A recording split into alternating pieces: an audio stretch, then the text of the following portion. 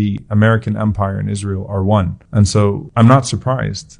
All of those that were standing up and giving a standing ovation to Netanyahu, with every clap, there's $100 from AIPAC. There's $1,000 from AIPAC. Every single one of them has what one congressman called a babysitter from AIPAC.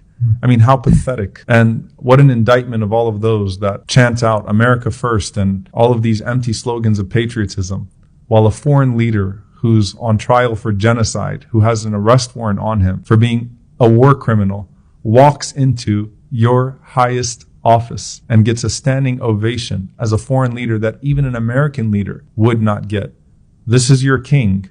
This is your empire. I'm glad that a sincere American with just some common sense that's not so blinded by their hatred or the propaganda about the Muslim world and the Palestinians specifically can look at that and go, that is disgusting.